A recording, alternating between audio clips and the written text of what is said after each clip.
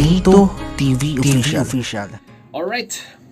What's up mga kabagis? This is Jubilito TV Official at eto na naman pumuli ang isang edisyon ng ating reaction video mga kalingap at kabagis, no? Pero bago po ang lahat, mega love shoutout po muna kay Kuya Val Santos Matubang, kay Ate Edna Vlogs, Kalingap Prab, Rowel of Malalag, Rachel Morales, Kalingap Netizens, Kalingap Subscribers, Kalingap Supporters, Kalingap Partners. Mega love shoutout po sa inyong lahat. So ito na nga mga kalingap at kabagis, no? For today's reaction video, gawa lang po natin ang reaction at muli po pagbibigay ng opinion dito nga po sa naging recent video upload ni Rowel of Malalag na kung saan mga kalingap, mga kabagis, mga kalangga nation natin ay sinagot niya na po ang matagal ng katanungan ng mga Rochelle fans, Rochelle supporters at ang Rochelle fanatics na sumusuporta po dito po sa Maglangga.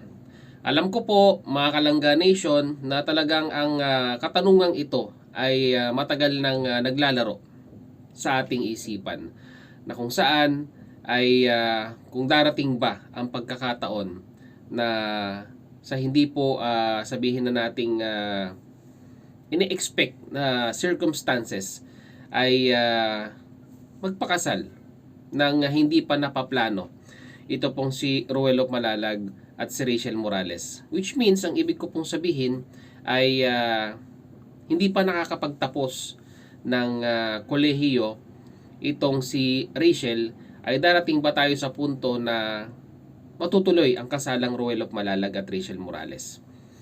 Mabuti na lamang po mga kalingap at kabagis ay napaka-professional at talagang sabihin nating prepared answer ito pong si Rowel of Malalag. Dahil unang-una po sa lahat talaga, ang kanyang pina-priority dito ay yung future po ni Rachel Morales. Na kung saan, syempre po, masasabi po natin na ang future ni Rachel ay unang-una po sa lahat is may establish ang kanyang degree, ang kanyang pag-aaral, and at the same time po, may establish ang kalagayan ng pamilya niya po. Kaya ito, mga kalingap at kabagis, panoorin po muna natin yung sagot ni Rowel of Malalag regarding po sa katanungan na ito bago po natin ipagpatuloy itong reaction videos. Narito po yun, mga kalangga. Ito para kay Dodong Rowel. Coming from Lisa Nabal. To Rowel, kung sakali-sakali lang ito, karamihan naman ay ganito na din sitwasyon sakaling hindi maiwasan na magpakasal kayo ni Rachel. Kahit hindi pa siya tapos sa pag-aaral, willing ka pa din ba na suportahan siya na ipagpatuloy niya ang kanyang pag-aaral kahit sakali man kasal kayo? Para naman po sa akin, no, kasi it talks about kasal na po, no, married life na po. Para sa akin po, doon tayo focus sa kanyang tanong na willing ba akong suportahan siya if ever na kasal kami sa kanyang pag-aaral. Yes, willing ako. Pero ano po, gusto ko talaga na makatapos siya ng pag-aaral, no? Kasi ano po, napaka-sacred po ng kasal, di ba? Pag sinasabi natin kasal, eh talagang dapat buo kayong dalawa, na buo na yung desisyon nyo na humarap sa altar, di ba? Magsumpaan sa harap ng Diyos, sa harap ng tao. Gusto ko talaga na talagang prepared kami, no? Or ready kami sa bagay na darating yan. Pero if ever man na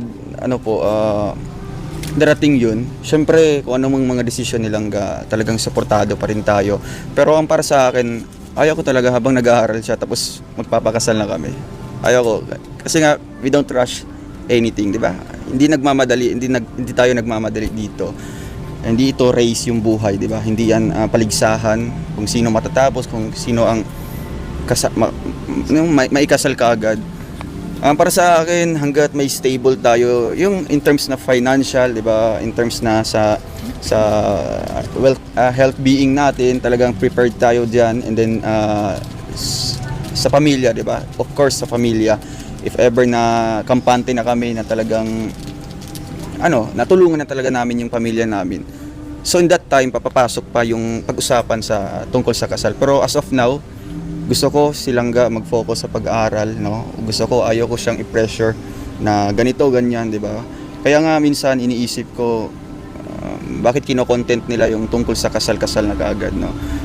Ano bang gusto nila, yung for satisfaction, di ba, sa sarili nila, para masatisfied sila na talagang kami talaga. Para sa akin po, no, sa ngayon focus tayo sa nangyayari pa, di ba? Sa mga mangyayari pa, and then syempre ibigay din yung tiwala sa amin, no? Kasi kung kami talaga nilangga, talagang i-grant ni Lord yan, di ba? Eh syempre, wag kayong magre-rely sa amin, no? Kasi kami po syempre kami yung humahawak ng aming kapalaran, kami yung gumagawa. Pero yung nag-guide sa amin, di ba? Yung gumagawa na talaga ng destiny is si Lord, di ba? Syempre mag-pray tayo kay Lord na talagang sana kami na in the end, no? Kaya ayun, thank you so much po Ma'am Lisa sa tanong niyo po, and sana po nasagot ko po ng satisfied po kayo sa aking sagot. Thank you po. So yun na nga, no, mga kabagis, mga Kalangga Nation natin, no. Tama naman po at talagang nararapat ang sagot ni Roel of Malalag regarding po dito sa katanungan sa usaping kasalang Rachel Morales at Roel of Malalag, no. Dito po makikita po natin na talagang priority po ni Roel of Malalag ang pagsuporta kay Rachel Morales, na unang-una po sa lahat ay makatapos po siya sa pag-aaral. And at the same time, kagaya nga po ng sinabi ko kanina, mai-establish ang sabihin na nating kalagayan ng kanyang mga kapatid, and at the same time ng kanyang tatay Rizan. Alam naman po natin ang pinagdaanan ng pamilyang ito, na kung saan ay talagang road to success ika nga, dahil nga sa suportang ibinigay ng community ng Rochelle. Para sa akin, no, mga Kalingap at Kalangga Nation natin, ang kasal po ay isang sagradong sumpaan na it's either ginagawa sa harapan ng altar or yung tinatawag naman po nating kasalang sibil, na tayo po ay nanunumpa sa harap po ng isang designated na abogado or huwes para po pagtibayin ang ating pagsasama. Ang kasal ay, sabi nga po nila, ay isang bagay na kung saan ay hindi ito parang mainit na kanin na pag sinubo at pag napasok ay atin pong iluluwa. Dahil po ang kasal ay masasabi po nating panghabang buhay na commitment sa iyong partner. At pag tayo po ay nasa commitment na ito, ay talagang kailangan po nating suportahan. Sabi nga po, sa hirap, sa ginhawa, ay kailangan po nating suportahan ang isa't isa. At dito, sabi nga po ni Roel, ay mas susuportahan niya muna yung mga gustong gawin ni Rachel, dahil unang-una po sa lahat ay bata pa po si Rachel, no? Turning 18, and at the same time ay marami pa pong pangarap yung bata. Ang nakakatuwa lang kay Roel ay talagang napaka-matured enough na i-analyze at intindihin ang mga bagay-bagay na pinagdadaanan ni Rachel Morales.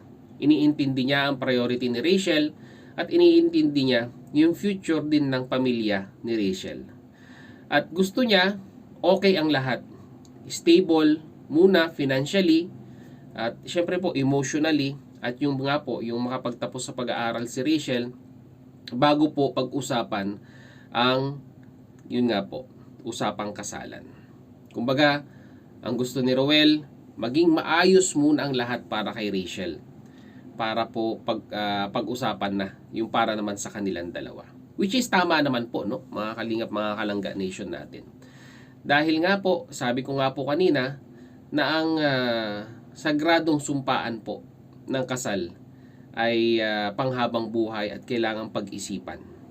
Nang mahabang panahon, kailangan mag-prepare para po masasabi po nating pag nandun na po tayo sa sitwasyon na yon, ay hindi po tayo magre-regrets sa ating mga partners, no? Sa ngayon, kilalanin po muna natin ang isa't isa, pag-aralan ang kanilang ating mga ugali, no?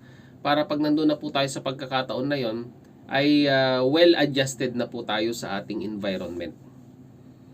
Napakagandang sagot ang ginawa ni Roel of Malalag, dahil makikita po natin na talagang advance ang pag-iisip ni Roel, at talagang masasabi po natin yung suporta niya kay Rachel ay nandoon. So yun, mga Kalingap at Kabagis, yun lang po ang masasabi ko dito regarding sa sagot ni Roel of Malalag sa usapang kasalan. At makakapaghintay po yan mga kalingap, mga kalangga nation natin. Kung talagang natin pong sinusuportahan ang mag-couple na ito, well, suportahan po muna natin yung pangarap ni Rachel, no? Na makatapos sa pag-aaral, may establish ang kanyang pamilya. Then saka po natin tayo mag-concentrate sa usapang kasalan pag naayos na po itong mga bagay-bagay na ito. Bata pa si Rachel, marami pa po ang pwedeng mangyari. So yun na mga kalingap at kabagis, muli maraming salamat dahil hanggang sa dulo po ng ating maiksing reaction video ngayong araw na ito ay nasamahan nyo po muli si Jubilito TV Official. At muli po, nagpapaalala po ang inyong host sa mga hindi pa po nakasubscribe sa channel ni Kuya Val Santos Matubang, Ate Edna Vlogs, Kalingap Rab, Ruel of Malalag, Rachel Morales. Pakisuportahan, subscribe ang kanilang mga YouTube channel. And at the same time, muli po, naglalambing din po ang inyong host. Baka may hindi pa po nakasubscribe po sa channel po ni Jubilito TV Official. Ay pakihit naman po ang subscribe button at ang notification bell para maging updated pa po kayo sa mga darating nating reaction videos. At pag nagustuhan nyo naman po ang ating reaction videos for today, paki-like na rin po. At ganun din po, follow and like ang ating official FB page na may title pong Paksa ng Buhay, Aking Gabay, na may red banner pong Jubilito TV Official. So hanggang dito na lang mga kalingap, mga kalangga nation natin, no? Once again, this is Jubilito TV Official, proud member po ng Team COOS at ng Karepa Year 2024. As I always say, mga kalingap, mga kalangga nation natin, peace, God first, God bless po. Bye-bye!